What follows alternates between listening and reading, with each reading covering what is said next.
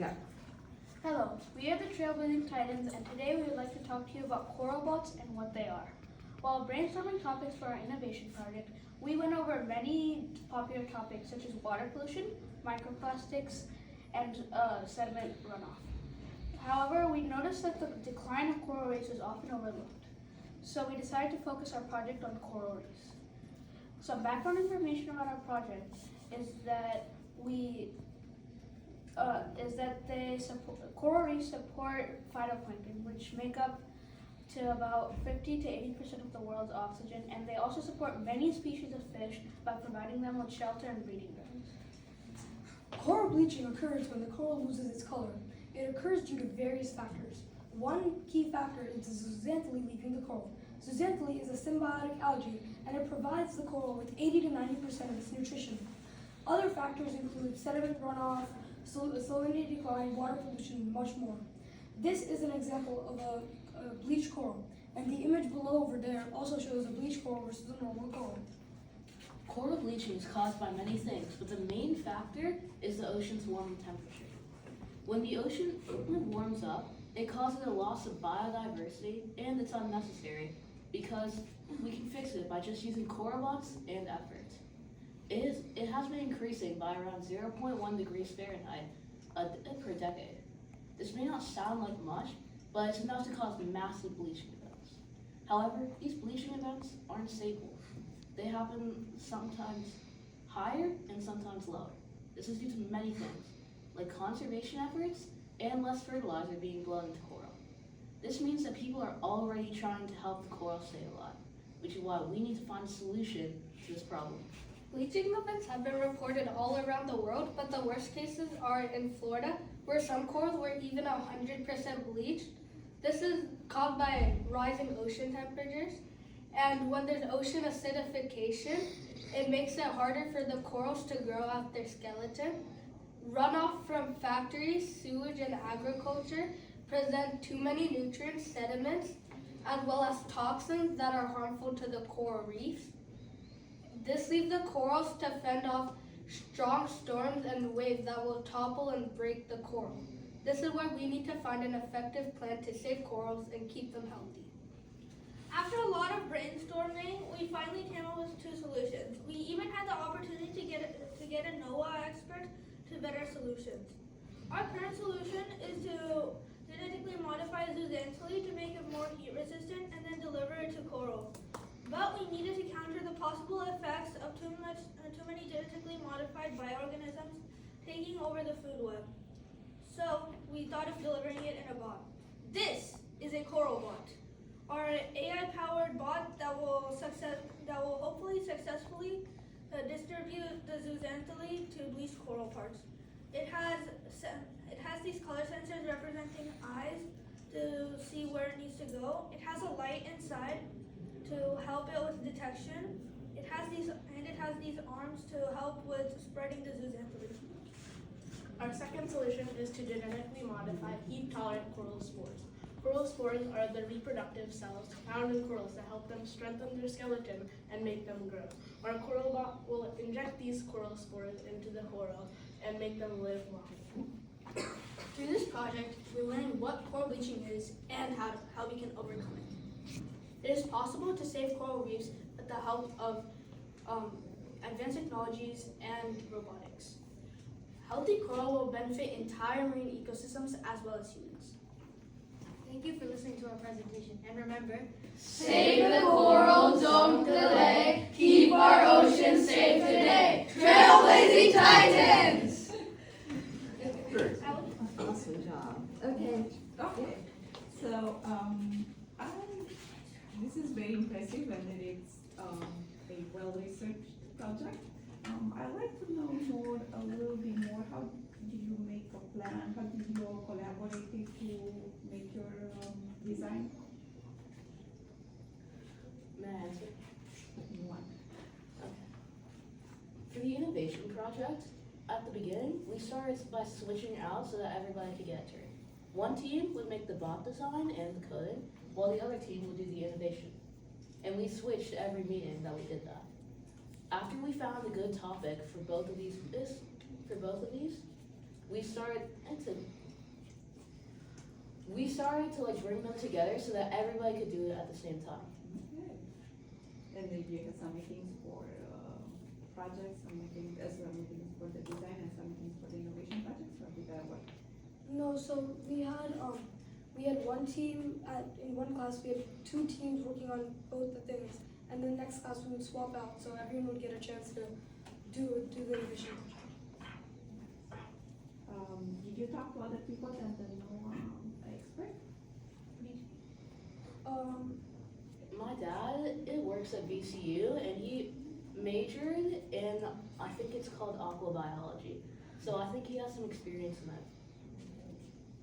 And he's giving you feedback? Yes, he was giving me advice. So how did you improve your design based on the feedback that you get from experts?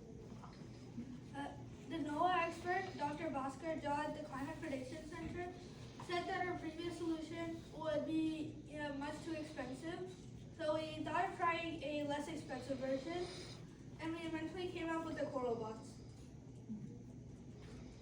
Do you all have a plan? Okay, I think some people might be nervous about genetically modified. How would you potentially think about making that maybe put the people at ease that your change will be safe? So we incorporated AI into our bot for a specific reason, to deliver specific amounts of zooxanthellae in specific coral bleach areas. So it's not going to deliver too much or too less, but exactly what it needs, which is why it won't take over the entire food web. So how did you guys make decisions as a team? We would like, one person would create like an idea or a plan, and then we would like share the idea and make sure everybody's with us. So like nobody gets out and everybody can share their ideas. And you guys talked about sharing your idea with your expert. Did you share your idea with anybody else? Yeah, with his dad, but I don't think. We also shared it with our mentors to also get some feedback from them. And we also got feedback about like our poster and stuff. Do you want to explain your poster a little bit to us?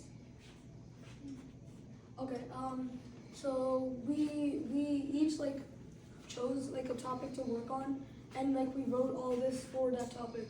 So like Appleman, first one, he talked about all this, and then we each chose a topic, and then we used AI to create like a example of like what it would look like in action, and we have some graphs here that Vedant can explain. We have 3 graphs here, which each show live coral repopulation with temperature variations, the amount of energy that the ocean has absorbed, and the amount of bleaching events in many years. Okay. In the live coral repopulation graph, there are some variations that started from 2010. This is about the time when people started realizing that coral were dying. And since then, it's been going on a higher. It has a positive slope for years to come. Okay. Is there anything else? That's it. We can talk about robot design now. Okay. So for our robot design, we wanted to make a compact design so we could navigate easily. And we wanted to have at least 2 attachment motors and 2 driving motors. We only used 2 driving motors because we had this one ball, so that lets it turn easily. Because wheels won't let it do that. We used the built-in gyro sensor in the hub and the distance sensor to make more accurate turns and movements. And we also have an extra port if we need future expansions. At the beginning, we started with the back wheel drive rather than the front wheel drive. However, we noticed that for our goals, it was very hard to turn and make accurate turns. So we switched it to front wheel design so that it would be a lot easier to do it. The thinking behind switching front wheel was also how cars have their wheels in the front, which also causes less drift, as well as we put our distance sensor down here, so it could also measure like anything that's down on the board, so that we won't like topple over it as much. We use the two motors for attachments. The back motor hasn't been being used as much, but it's still pretty crucial. The top motor's been used a lot, and we had to manage the wires so that it wouldn't get in the way of the motor. For the top motor, we had like this. There's like this like square piece that we had like the top of this like right here, like on top of. But we realized when we were picking it up, sometimes it would come off. So what we did was we found like there's like holes on like the side of it right here. So we put like pieces inside of it so it wouldn't like come off as much. With our initial design, our robot used to be kind of tall and like slim, so we kind of went down on it and made it a little bit more bulky and smaller, so there's less chances of it to like fall down. We use these two big square pieces to hold like everything inside, like compact together. Because when we didn't use them before, and it was like all like not together and shaky. We also found out that the krill and the coral on the board were coming underneath the wheels and disrupting our motion, which is why we added this bumper right here. No, that's it. So then first off, does it have a name? Yes. This one's Blaze. Aha, We have a backup named Titan with the same design in case like this breaks. you drop it. Yeah. So it shows a lot of design iteration. When did you make the change to front wheel drive? Like 3 weeks in, you were like, oh, we just can't get this to work. Let's try something different. Or was it pretty obvious? It was about like 3 to 4 weeks in. Yeah, 4 or 5 weeks. Which is when We experienced a lot of drift, which wasn't letting us do our missions, so we had to redesign it a little. Thankfully, we noticed it pretty early on, so we managed to finish many of the missions with us. So did you start over from scratch to design it? Or did you just turn it around and be like, hey, we can drive it this way, and now it's front wheel drive? No, so first we also started with the back wheel drive robot, was also the bulkier and taller, the thinner and taller robot. So when we decided to switch to front wheel drive, we took the wheels off and we took the back motors off and we completely redid this frame, and then we put the motors on and the wheels back on. So you kind of took everything you'd learned up to that point and were like, all right, we can do better. Nice. So now, did that design change also make you have to completely redo all your attachments? No. We didn't have many attachments back then, so after we finished, while we were fixing this, we were also coding and remaking attachments, and we were also still programming and trying attachments with the other bot, so that way, by the time this bot was finished, we would have some code and some attachments ready, and then we'd have to just make minor changes to our attachments. So did you have like one dedicated team that was improving the old robot while another team was trying to start the new one? Yeah. And then how did you communicate what your successes were between the two of those, so that when you were ready to join them together and make one good bot? So basically, what happened is I was the one that was coding with the old bot. So once they finished their improvements, they told me, and we gave it to them for a while and went to work on the innovation project. So in the meantime, they could convert the old bot to this design, and that way we were able to just keep working and then get the work done while this was getting done. Nice. So do you have a favorite mission out there? It's so cute. It always works too. I don't know, I think the krill is the cutest thing out there this season. They're annoying, really. Yeah, they are. Probably the Sonar Discovery. Really? Why? It took us like a lot of time. It took us like how We many finished it like 2 weeks ago. Yeah. We started it like Yeah, literally like last week. It took us like 8 classes. Yeah. Because it seems so simple, just, Yeah. but it's not. Yeah, we made an attachment for it, but it was too heavy and it was at the top and it was like shaking the robot a lot and taking also, up a like, lot of space. So That's one of the things we changed when we changed the design. It also like interfered with like some of our other missions as well. Yeah, we put a lot of effort into Sonar Discovery, which is why we like it a lot. So did that also make it the most frustrating mission for the team? Yeah. You all had different ideas? Yeah. How'd you overcome that? We just put in a lot of work. We like stayed after class, tried different attachments, tweaking the code a little, and then we made it work. a really frustrating mission though is like raise the max. I love that one. That one's still a Because you tip it different. all the way That was- over so it doesn't score? Yeah. But it's really satisfying when it wins. So did you make a special attachment to prevent that, or just program the robot really well? No, we have a passive attachment that goes like on a slant like this that exactly matches the elevation. So then what you can just like line it up and then go forward and then it'll just do the mission. We don't need any motor movements. Nice. But Very sometimes it simple. goes slightly too far and then it knocks it over. Yeah. And then sometimes it just misses entirely. Yeah. Most of the happens. time. It's kind of because of like the distance sensor. Kind of like sometimes it like detects like one of the corals, and then the krills and corals. It kind of gets missed. So I'm guessing because you said you all live near each other, you guys play together already, so did you have a lot of fun doing this together? Yeah. I loved it. So who owes you all pizza for today? We already had donuts. Uh-oh, that's a good start to the You can morning. ask them. Lots of sugar today to keep your energy up with the robot and keep his battery charged. Yeah. All right, guys, is there, we have a few minutes for you to wrap up and then we'll give you some feedback. Is there anything else that you didn't get a chance to tell us that you wanted to? We could talk about core values, I guess.